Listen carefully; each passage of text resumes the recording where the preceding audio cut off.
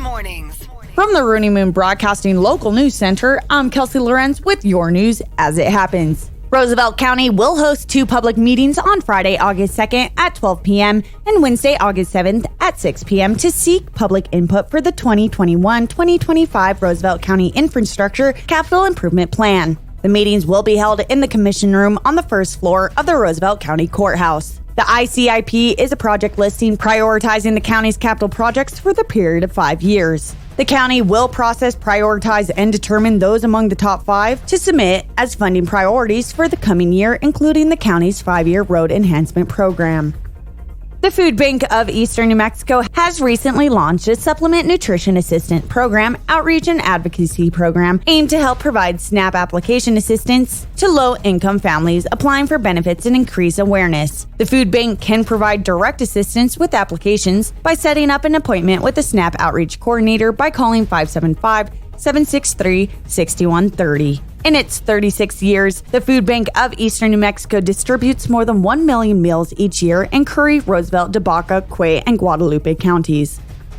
The New Mexico Attorney General's Office and State Environmental Department have filed a preliminary injunction calling for emergency relief from environmental contamination at Cannon and Holloman Air Force bases. The state wants the court to order the Air Force to explain the groundwater plumes caused by the decades' use of PFAS substances. The injunction also calls on the Air Force to provide alternative water sources and treatment options to New Mexicans who are affected by the contamination, in addition to blood tests for residents.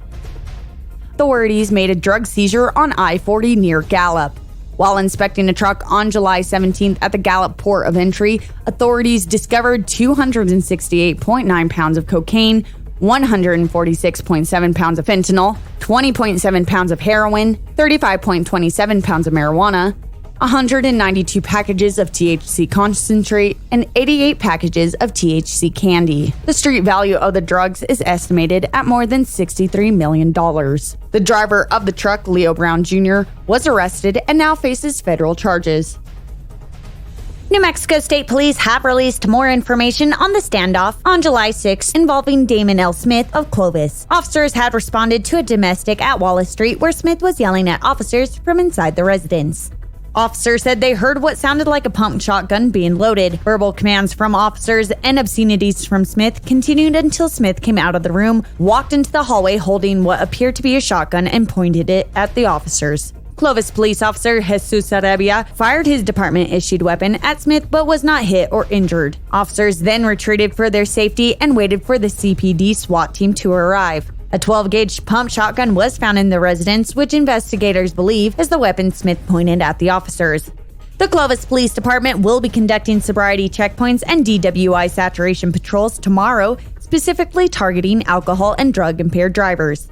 To help new 6th graders have an advantage and feel more comfortable during the transition to middle school, Clovis Municipal Schools have arranged for them to have a whole day to explore their new middle school campus and everything else they need to get the hang of their new routine before the first day of school. Since it was announced only 22% of the district's 6th grade students have registered for the 6th grade transition camp August 8th, at Gaddis, Marshall, and Yucca middle schools. You may call or email the staff at your 6th grader's school and give your child's name before 4 p.m. July 31st to register. All students who attend will receive free school supplies and a free lunch.